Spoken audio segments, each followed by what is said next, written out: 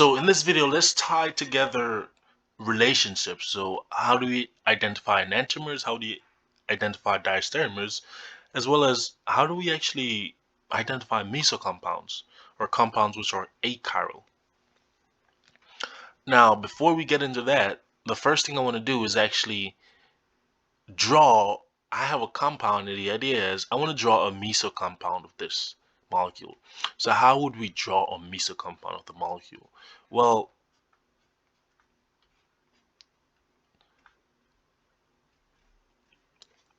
to draw the meso compounds of a molecule per se, you must typically represent the molecule in a 3D structure, right?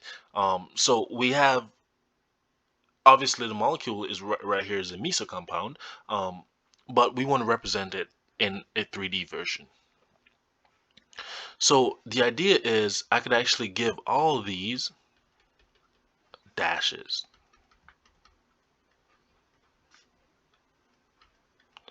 right?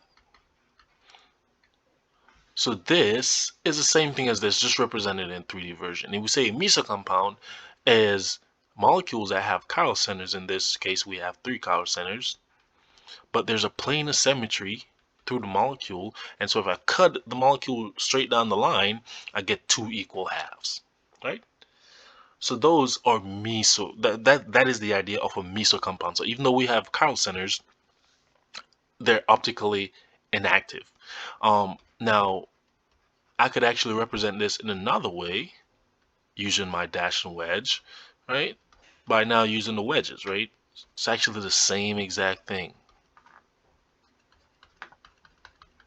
right?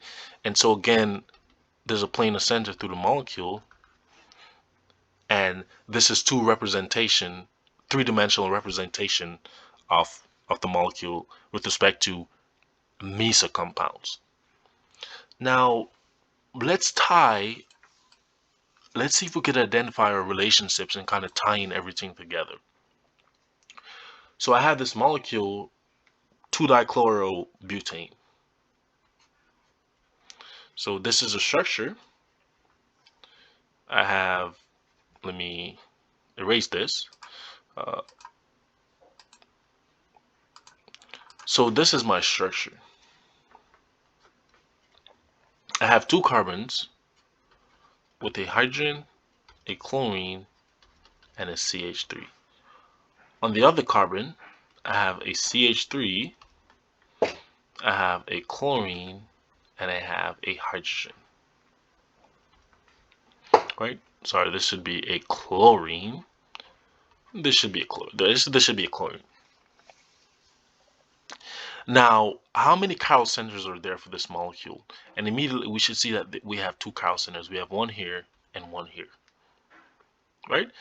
2 carbons with 4 different things bonded to it. That means that the number of stereoisomers possible is actually 2 to the n. Right? So this is 2 to the 2, which is actually 4. So we have 4 stereoisomers possible. So let's draw our 4 stereoisomers in a 3-dimensional structure. Right? So the first one, let me erase this. So let's represent our stereoisomers. So in the first one, I'm going to give my chlorine on this carbon going away. My hydrogen is coming out. And I'm going to keep the CH3 within the plane of the board. Right? So my CH3s are going to be kept within the plane of the board. So here my chlorine is going out, and here my hydrogen is going away. So this is actually the first isomer that we've drawn pretty much in a 3-dimensional structure. Now, how would we draw the second isomer or stereoisomer of this?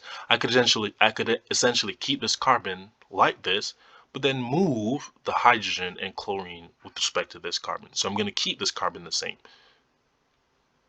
And let's label this A.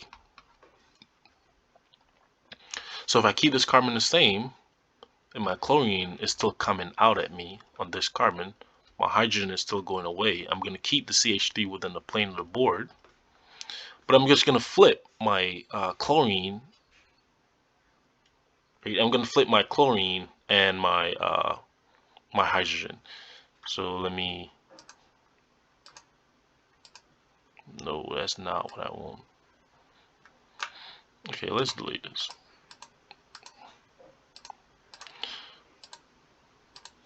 Right, so essentially, I'm going to keep this carbon the same. However, I'm just going to flip the chlorine and the hydrogen. So now the chlorine is in this position. My hydrogen is going away, and I have my CH3 still within the plane of the board. Again, nothing on this carbon changes.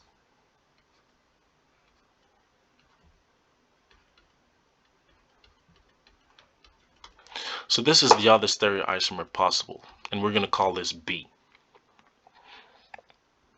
Now we kept this carbon the same and pretty much rotate this one to give us this compound.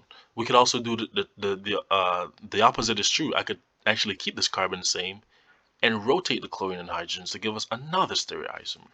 So if I draw this, then I'm going to keep this carbon the same. So my chlorine is still going away. My hydrogen is still coming out. My CH3 is still within the plane of the board. However, I'm just going to flip my chlorine and my hydrogen. Right, so my CH3 again is still coming still within the plane of the board. However, now I have my hydrogen coming out at me and my chlorine going away. And this is structure C. Now, how would we draw the last structure? Well, the last structure is simply, I'm just going to change both of these carbons, right? So I'm going to flip both of these carbons. Let me kind of zoom out here. All right, so the last structure again is I'm just going to flip both of these carbons. Right? So my hydrogen that was coming out at me is now going to be going away.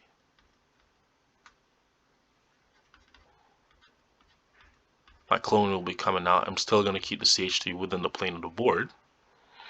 And obviously the opposite is true on this carbon. I'm just going to flip my hydrogen and my chlorine. So my hydrogen will be going away now. I'm sorry, this is actually a dash, a wedge, I'm sorry, and this should be my chlorine, right? So this is my chlorine. And that should be my hydrogen. Apologize, right? So let me delete this, right? Remember, the only thing I'm doing is flipping my chlorine with my hydrogen, right? So this should be my hydrogen, I apologize, and my chlorine should be going away, right? The CH3 is still going to be within the plane of the board. And let's say this is actually structure D. So these are the 4 isomers that we have gained from the structure 2,3-dichlorobutane. Now, let's do a relationships real quick. Right? Is this an R or an S? We've identified that there's 2 stereoisomers, but is this an R or is this an R and S, right? And so the idea is that chlorine will get the number 1 priority. The next priority out would be 2, right? So the next priority out would be 2, right? So chlorine is 1. This carbon going out would be 2, right? Because going out from here, we get a carbon. Going out from here, we get a carbon. But the next atom out is a hydrogen, whereas the next atom out would be chlorine, right? From the highest to the lowest. So this eventually wins out. Obviously, my CH3 will now get the 3rd priority. And so you could see that this is actually going R. So this is R. Now, again, we don't have to change anything because, again, our lowest priority group, which is a hydrogen, is going away from us. So this is actually R. So this first carbon is actually R. Now do the other one for practice, right? And you should see that this is also R as well. Maybe use a different color. Now what is the configuration around this, right? It's essentially the same as this. So this is actually R as well. They're in the same breath, right? The chlorine is coming out, my hydrogen is going away. Now this actually flips, right? So this is actually S. And again, the point of this video is actually for you to practice your skills, but we have bigger fish to fry. So I'm just going to give you the configurations of the centers, right? So this is actually S, while this is actually R. This is actually S, and this is actually S. So there we have it, our 4 compounds. Now, one of the things, the major point of this video is really, I want to get to the relationships, right? So let's talk about the relationships. So A and D, what are A and D? A and D are actually enantiomers,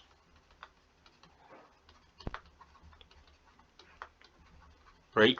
An enantiomer is pretty much, we have alternating chiral centers, right? None of the chiral centers are the same. So in this carbon, we have it being R, whereas on the same carbon in the other molecule, it is S. Over here, we have this carbon being R, on the same molecule, it is S. So we say these are alternating chiral centers, and these are enantiomers. They're non-superimposable. So essentially, if I rotate this molecule 180 degrees, I will still have SS, right? There's no way the chiral centers would change to give me R. So A and D are actually enantiomers. Now, if I ask you what is the relationship between A and B, what is the relationship between A and B? A and B are actually diastereomers.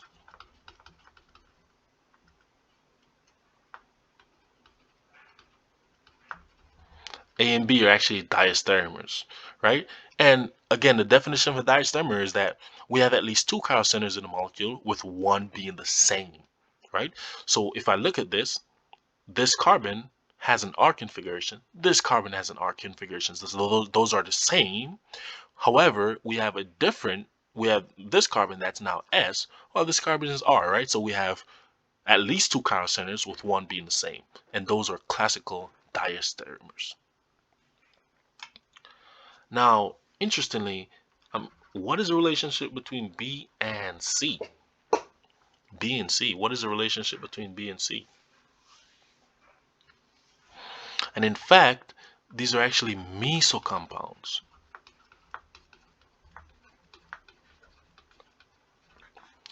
Right?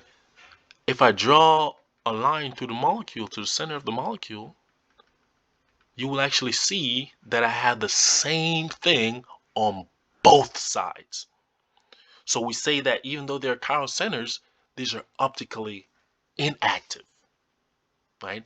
So B and C are actually meso compounds. Now, what is the relationship between, let me try to make sure we see it, but what is the relationship between C and D? Can you identify it? What's the relationship between C and D? C and D are actually diastereomers.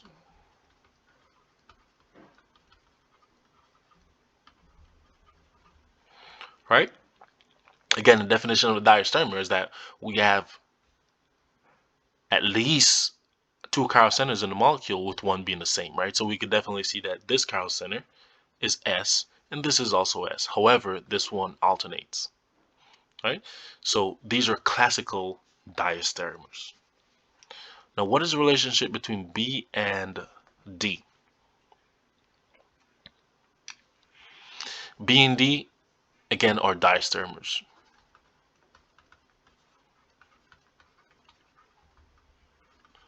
Right? These are diastereomers. Again, we have at least 2 chiral centers in the molecule with one staying the same, right? So you could see that this and this is the same. However, we have one that alternates. Now, interestingly, you should see by now that even though we have meso compounds, B is actually a diastereomer of A. Right? Are you seeing this? So even though B is a meso compound, it is actually a diastereomer of A. Right? We have one carbon staying the same and one being different. Right? So we have at least 2 chiral centers with one staying the same. So even though B is a meso compound, it is a diastereomer of A. right? The same thing is true for C. C is a Meso compound, but it is a diastereomer of D, right? Which we kind of pointed out here. Okay? So this will so use this video to test your understanding of, do you understand the relationships between enantiomers, diastereomers, Meso compounds?